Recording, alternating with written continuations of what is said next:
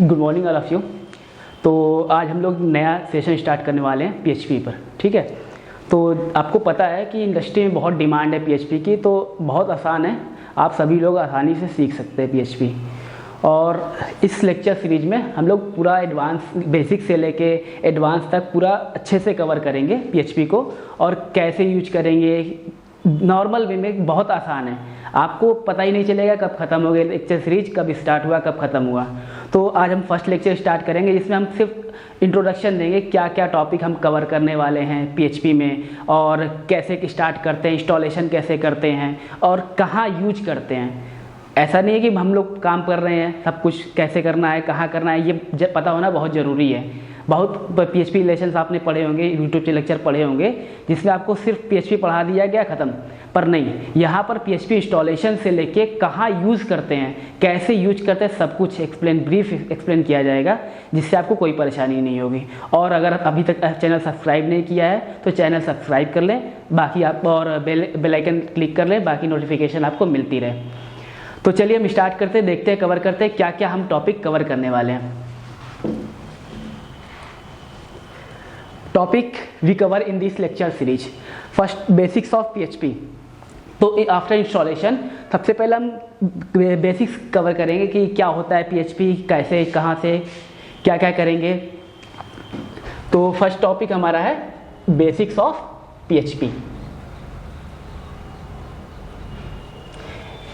इसमें हम basic cover करेंगे। नेक्स्ट उसके बाद हम इंस्टॉलेशन ऑफ पीएचपी करेंगे, कैसे इंस्टॉल करते हैं।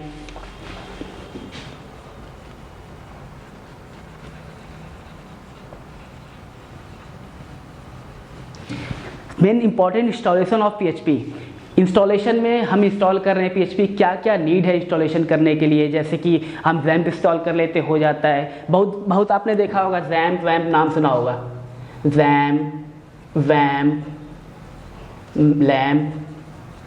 तो ये होता क्या है, सबसे पहली बात, वैम्प जो होता है 3 चीज़ों का कॉम्बिनेशन होता है, अपाचे, माईएसक्यूएल और पीएचपी।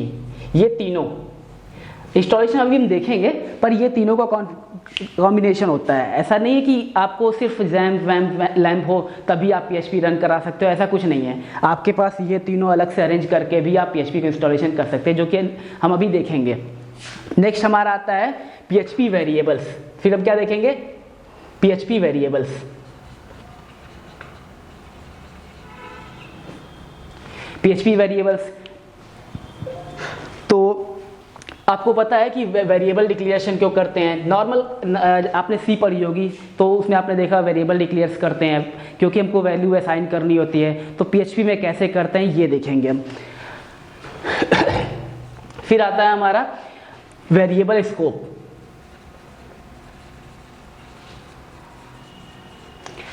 पीएचपी में वेरिएबल डिक्लेयर किया, कहाँ एक्सेस कर सकते हैं, कहाँ नहीं कर सकते हैं। वेरिएबल में वैल्यू असाइन करने के बाद वो वैल्यू कब तक रहेगी, कब तक फिनिश हो जाएगी, ये सारा वेरिएबल स्कोप के अंदर आता है। फिर आता है हमारा डॉलर सिंबल। बहुत कंफ्यूजिंग वर्ड है। अक्सर क्या होता है कि लोगों को पता होता है कि हम पीएचपी वेरिएबल डिक्लेयर करते हैं डॉलर सिंबल से, लाइक इस तरीके से। पर अब कंफ्यूजन आ जाता है कि कभी कभी इस तरीके से मिलता है, आप बहुत सर्च करेंगे आपको नहीं मिलेगा, कंफ्यूजिंग है। तो इसको हम नेक्स्ट टॉपिक में कवर करेंगे कि डॉलर सिंबल क्या करता है, एड्रेस कैसे लोकेट करता है। तो परेशान होने की ज़रूरत नहीं है, हम धीरे धीरे करके सबको ब्रीफ एक्सप्लेन करेंगे। नेक्स्ट हमारा आता है पीएचपी कॉन्स्टेंट्स। पीएचपी कॉन्स्टेंट्स क्या होते हैं, आप किसी वेरिएबल को असाइन कर दो वैल्यू, उसके बाद उस वेरिएबल को हर जगह यूज करना चाहते हो, उसमें वैल्यू एक बार असाइन होने के बाद वेरिएबल्स में उसकी वैल्यू आप चेंज नहीं कर सकते, कांस्टेंट फिक्स हो गई। ऐसी वैल्यू असाइन करना हो तो हम पीएचपी में हम पीएचपी कांस्टेंट बनाते हैं। पीएचपी कांस्टेंट बनाने के दो रूल हैं। अब कैसे कैसे बनाते हैं वो हम धीरे से अब आगे बढ़ेंगे लेक्चर में तो देखेंगे। कुछ फीचर्स होते हैं पीएचपी के, जैसे मैजिक कांस्टेंट।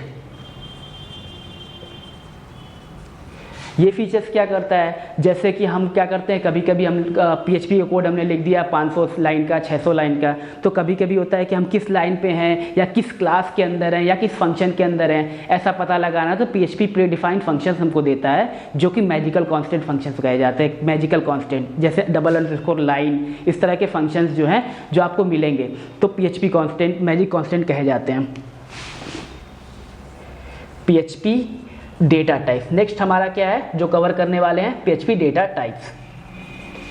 अब क्या होता है जब वैल्यू आप असाइन करते हो, PHP आपको पता है लूजली टाइप्ड है। अब इसका मतलब क्या होता है, लूजली टाइप्ड भी आपको एक अच्छा सा टॉपिक मिलेगा जिसमें आपको पता चलेगा कि लूजली टाइप्ड होता क्या है। इसमें आप वैल्यू असाइन करते हैं, जैसे भी वैल्यू असाइन कर दो PHP में असाइन हो जाता है। पर फिर डेटा टाइप क्या है, आप सोचोगे इंटीजर डिक्लेयर करते थे तो इंटीजर में क्या होता था कि इंटीजर वैल्यू कर सकते हैं, यहाँ तो सब डाल देते हैं। तो फिर डेटा टाइप का मतलब क्या है, मतलब है क्योंकि अगर आप वैल्यू जिस टाइप की डालोगे फिर नेक्स्ट टाइम आप जाओगे फिर उसमें वैल्यू चेंज कर दोगे तो उसका डेटा टाइप भी चेंज हो जाता है, इंटरनली वो चलता रहता है। तो उस चीज़ को फिक्स करके देखने के लिए या फिर आपको ज़रूरत पड़ सकती है कि वैल्यू आप कभी, आप मान लो कि आपने एक स्ट्रिंग ले लिया 1 और एक ले लिया नंबर, क्या आप इसको ऐड कर सकते हो, नहीं, तो प्रॉब्लम हो गई। इसके लिए यहाँ पर PHP डेटा टाइप्स आए।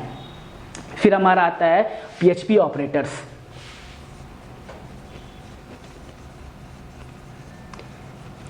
ऑपरेटर्स, ऑपरेशन परफॉर्म करने के लिए हम ऑपरेटर्स का यूज करते हैं, ठीक है।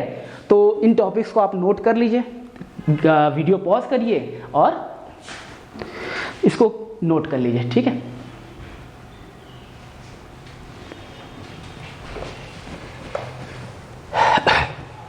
चलिए नेक्स्ट हम बढ़ते हैं PHP कमेंट्स के पास।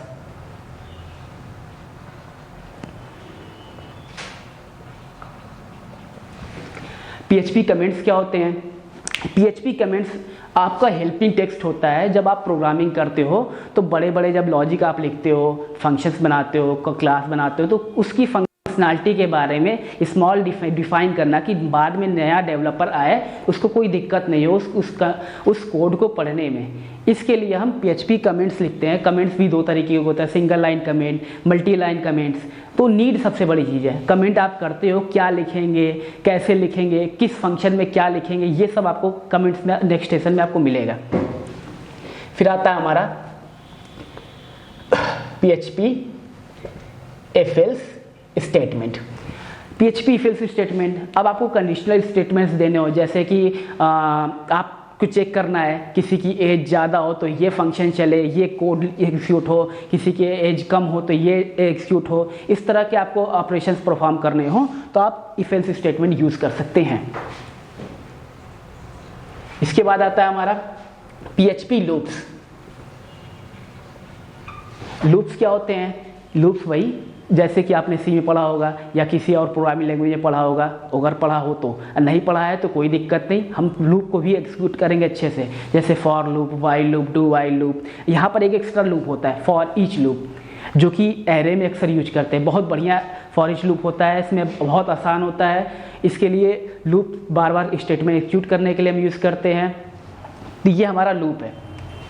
नेक्स्ट आता है हमारा PHP case statement.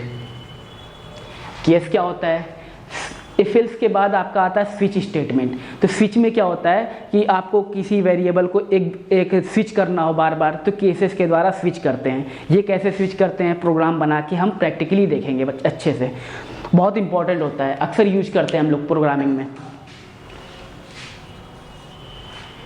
PHP functions. अब PHP फंक्शंस क्या होते हैं, normal function, block of code function. तो PHP में भी फंक्शंस बनते हैं। फंक्शन कीवर्ड से बनता है, followed by function name and करली braces block of code, simple. तो यहाँ भी फंक्शन बनाते हैं, कैसे कॉल करते हैं, कहाँ डिफाइन करेंगे, ये सब प्रोसेस आपको PHP फंक्शंस के अंदर मिलेंगे। नेक्स्ट आता है PHP get post method. Get post method, हम जानते हैं PHP से हम क्या बना सकते हैं, वेब एप्लीकेशन। अब यूज़र से अब आपको इनपुट लेना हो तो टेक्स्ट बॉक्सेस के थ्रू ले सकते हैं। अब टेक्स्ट बॉक्सेस के थ्रू वैल्यू लेने में आपको क्या करना पड़ेगा, इन दो मेथड्स का यूज करना पड़ेगा जो प्री डिफाइंड PHP प्रोवाइड करता है, गेट मेथड, पोस्ट मेथड। अब इनमें क्या डिफरेंस है? Most important interview question is most important, what is the difference between get and post method, is the most important. तो हम आपको बताएंगे कि क्या डिफरेंस होता है, कैसे करते हैं, और गेट और पोस्ट में क्या क्या वैल्यू यूआरएल में चेंजेस आते हैं, नहीं आते हैं, हम सब कवर करेंगे। जब एक फॉर्म बनाएंगे, फॉर्म में सबमिट करने बटन क्लिक पे या फिर वैल्यू गेट करेंगे टेक्स्ट बॉक्सेस से, तो हमको पता चलेगा गेट मेथड से करते हैं, पोस्ट मेथड से करते हैं, तो क्या क्या हमको चीज़ें मिलती हैं। तो ये सब चीज़ें हमको इसमें कवर करेंगे। नेक्स्ट आता है हमारा PHP include function, include and require. अब इंक्लूड और रिक्वायर क्या है? जैसे आपका एक पेज आपने बना रखा है, बहुत सा कोड लिख रखा है पहले से उसमें, अब आपको उसको यूज़ करना है, तो आप क्या करते हैं, आप उस कोड को दोबारा तो लिखेंगे नहीं, जाहिर सी बात दोबारा कोड नहीं लिख सकते। तो हमको क्या करना पड़ेगा, उस पेज को अपने पेज पे अपने कोड में यूज़ करने के लिए हम क्या करेंगे, उसको या तो इंक्लूड कर सकते हैं या तो रिक्वायर लगा सकते हैं। अब रिक्वायर कब लगाते हैं, इंक्लूड कब लगाते हैं, रिक्वायर वंस कब लगाते हैं, इंक्लूड वंस कब लगाते हैं, ये सब चीज़ें हम इसमें देखेंगे। इसकी ज़रूरत क्यों पड़ी आपको? सबसे मेन इंपॉर्टेंट ज़रूरत, क्योंकि ब्लॉक ऑफ कोड पहले से लिखा हुआ है, आप उसको दोबारा यूज़ करना चाहते हैं तो आपको इंक्लूड करने की ज़रूरत है। इंक्लूड जब करते हो आप, तो इंक्लूड और रिक्वायर में क्या डिफरेंस है? रिक्वायर करेंगे तो कौन सी एरर आएगी, अगर फाइल नहीं मिली तो, इंक्लूड करेंगे तो फाइल नहीं मिली कौन सी एरर आएगी, तो वो सब हम देखेंगे। अभी एरर्स होते हैं PHP में भी 4 तरीके के, वो एरर्स देखेंगे कि ये एरर आता है तो इस टाइप से हैंडल किया जा सकता है। नेक्स्ट आता है हमारा PHP फाइल अपलोड। अब फाइल अपलोड आपको सिंपल, आपने देखा होगा कोई भी फॉर्म, सिंपल सा फॉर्म भरते हो तो आप क्या करते हो, एक इमेज तो अपलोड करते ही हो। तो इमेज अपलोड कैसे करेंगे, इमेज अपलोड करने के बाद इमेज जाएगी कहाँ पे, सर्वर पे जाएगी, डेटाबेस में जाएगी, वो सब डिसाइड करते हैं कैसे अपलोड करते हैं। यहाँ पर प्री डिफाइंड फंक्शंस बना रखे हैं डेटाबेस में अपलोड करने के लिए, सर्वर पे अपलोड करने के लिए। तो फाइल इमेज को गेट करना, फिर उसके बाद अपलोड करना, ये सारा प्रोसेस इमेज फाइल अपलोड में आता है। नेक्स्ट हमारा आता है PHP फाइल हैंडलिंग।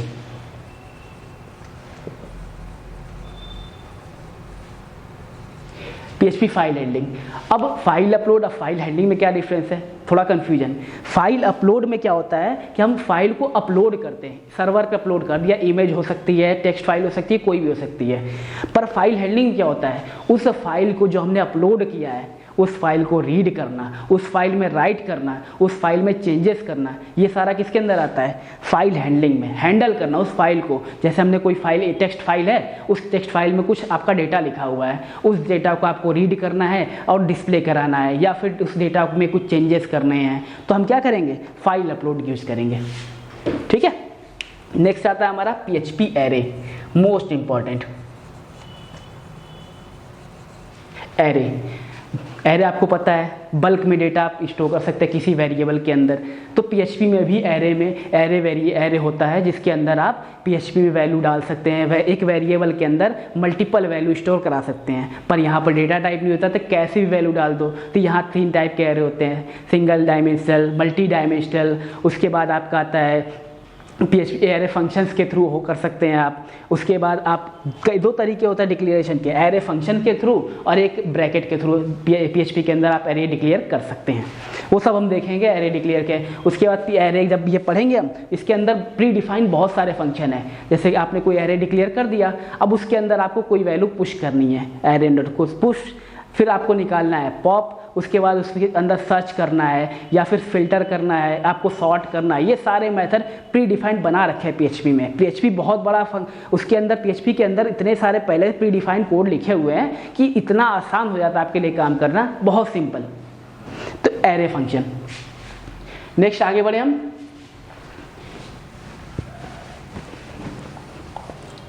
चलिए PHP एरे के बाद हम आते हैं PHP ऑब्जेक्ट ओरिएंटेड पे।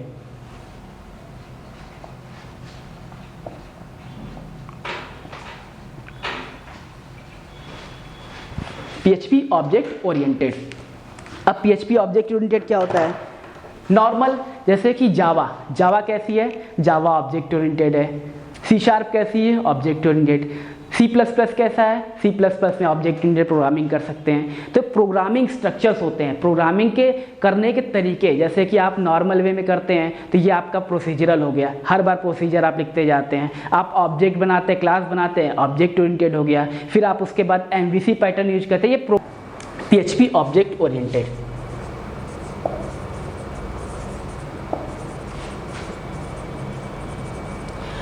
PHP ऑब्जेक्ट ओरिएंटेड, इसके अंदर हम PHP के ऑब्जेक्ट ओरिएंटेड कॉन्सेप्ट को कवर करेंगे। ऑब्जेक्ट ओरिएंटेड कॉन्सेप्ट मीन्स जैसे कि class, objects, inheritance, polymorphism. PHP भी हमारा इन कॉन्सेप्ट्स को फॉलो करता है, इसलिए हम PHP को ऑब्जेक्ट ओरिएंटेड प्रोग्रामिंग लैंग्वेज भी कहते हैं। अच्छा, इसके अंदर PHP 7 चल रहा है करंटली हमारा। PHP 5 में फर्स्ट टाइम इंट्रोड्यूस किया गया था ऑब्जेक्ट ओरिएंटेड को, जो कि बहुत ही इंपॉर्टेंट टॉपिक है PHP का। बड़े बड़े प्रोग्रामिंग, बड़े बड़े फ्रेमवर्क जैसे लारावेल, CI फ्रेमवर्क, इसके अंदर इन टॉपिक्स को, इन PHP ऑब्जेक्ट ओरिएंटेड को यूज़ करके वो फ्रेमवर्क बनाए गए हैं, जो कि मोस्ट इंपॉर्टेंट कहे जाते हैं। अब क्या है नेक्स्ट हमारा PHP एडवांस।